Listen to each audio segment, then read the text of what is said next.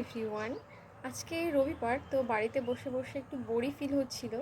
তো আমরা সবাই মিলে ডিসাইড করলাম একটু মন্দিরে যাব ঘুরতে। তো মন্দিরটা হচ্ছে একটা শ্বেতকালীর মন্দির, মানে আমরা বিভিন্ন ধরনের কালী ঠাকুর দেখেছি, মানে কালো রঙের, নীল রঙের, কিন্তু আজকে যাব একটা শ্বেতকালীর মন্দিরে। তো চলো যেতে যেতে তোমাদের সাথে ইনফরমেশনটা শেয়ার করব।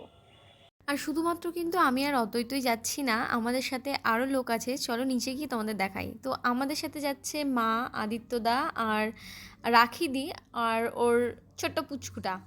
তো আমরা সবাই মিলে এখন যাব, আর অদ্বৈত তো গাড়ি নিয়ে চলে এসেছে। তো আমরা আজকে যে জায়গাটায় যাচ্ছি সেটা রাজবোল হাট, মেন জায়গা।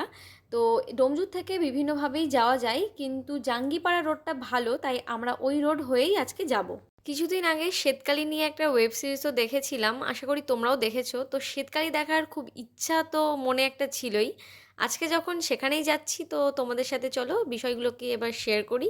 যারা ট্রেনে করে আসতে চাইছো তারা কিন্তু হাওড়া থেকে ট্রেন ধরে হরিপালে এসে নামবে এবং সেখান থেকে টোটো করে মন্দিরে যাওয়া যাবে। এখানে একটা দামোদরের খুব সুন্দর পাড়ও আছে, দিনের আলো থাকতে যদি আমরা সময় পাই তাহলে অবশ্যই সেখানে একবার যাব। আর কথা বলতে বলতে দেখো মন্দিরের কাছাকাছি আমরা চলে এসেছি। তো এখন মন্দিরের সাইডে এই যে পার্কিংয়ের জায়গা, তো এখানে গাড়িটাকে সাইড করে আমরা মন্দিরের ভেতরে যাব। আর এই মন্দিরটা কিন্তু সকাল থেকে একদম রাত 9টা পর্যন্তই খোলা থাকে। আর এটা হচ্ছে মন্দিরের কমিউনিটি কিচেন। তো এখানে সকাল 11টা থেকে কুপন দেওয়ার একটা সিস্টেম আছে এবং 2টো থেকে এখানে খাবার পরিবেশন করা হয়। তো থালার পরিমাণ দেখে তোমরা অবশ্যই আন্দাজ করতে পারছো যে কত মানুষ এখানে খাওয়া দাওয়া করে। আর এটাই হচ্ছে মেন প্রবেশদ্বার। এখান থেকে সামনে বাদিকেই মায়ের মন্দির। তো পুজো দেওয়ার জন্য আমরা এই কাকুর থেকে ধূপ বাতি আর প্রসাদ নিয়ে নিচ্ছিলাম। তো চলো এখন মন্দিরের ভেতরে যাব আর তোমাদেরকে মায়ের দর্শন করাবো। আর এই মন্দিরটা কিন্তু পশ্চিমবঙ্গের হুগলি জেলার রাজবলহাট গ্রামে অবস্থিত, তাই এখানকার মাকে অনেকে রাজবল্লভীও বলে থাকেন। মা কিন্তু এখানে দুর্গা, কালী এবং সরস্বতীর এক মিলিত রূপ হিসাবেই পূজিত হন। আর এটাই হচ্ছে শ্বেতকালী মা। মায়ের কিন্তু ডান হাতে ছুরি আর বাঁ হাতে আছে রক্তপাত্র। মায়ের ডান পাটি আছে শিবের বুকের ওপর এবং বাম পাটি বিরূপাক্ষের মস্তকের ওপরে। আর মায়ের এই বিগ্রহটি 6 ফুট উচ্চতা সম্পন্ন এবং মা কিন্তু গঙ্গা মাটি দিয়ে তৈরি। আর এই মাই শ্বেতকালী নামে বিখ্যাত। রাজবলহাটে দেবীর আবির্ভাব বিষয়ে এক কিংবদন্তি কথা শোনা যায়। একবার রাজবলহাট গ্রামে কোনো এক বৃদ্ধ মালাকারের ঘরে এক নাম গোত্রহীনা সুন্দরী বালিকা এসে হাজির হয়। বৃদ্ধ মালাকার বালিকাটির মা বাবার কোনো খোঁজ না পেয়ে তাকে মায়াবশতই নিজের কাছে রেখে লালন পালন করতে থাকেন। একদিন নিকটবর্তী নদী দিয়ে কোনো এক ধনী সদাগর সপ্তডিঙা সাজিয়ে নাচ গান ও নানা রকম আমোদ আহ্লাদ করতে করতে যাচ্ছিলেন।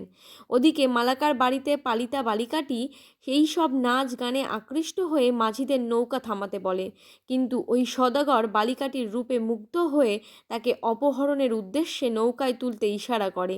আশ্চর্যের বিষয়, বালিকাটি একের পর এক 2টি নৌকা পদস্পর্শ করা মাত্রই নৌকাগুলি ডুবে যায়।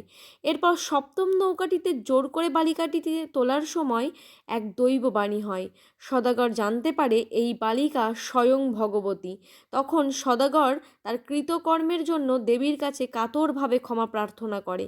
দেবী তার প্রার্থনায় সন্তুষ্ট হয়ে তাকে এই জায়গায় দেবীর মন্দির নির্মাণের করে পুজোর ব্যবস্থা করতে নির্দেশ দিয়ে চলে যান। সদাগর ডুবে যাওয়া 6টি নৌকা দেবীর কৃপায় আবার জলে ভেসে ওঠে।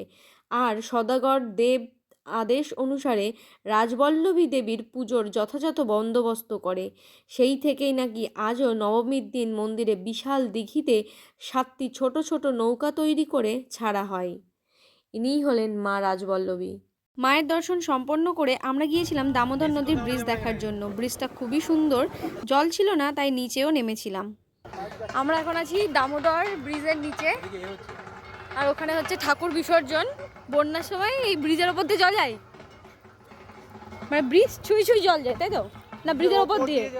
ও, ব্রিজের ওপর দিয়েই বলছে জল যায়। আজকের ভিডিওটা এই পর্যন্তই, টাটা।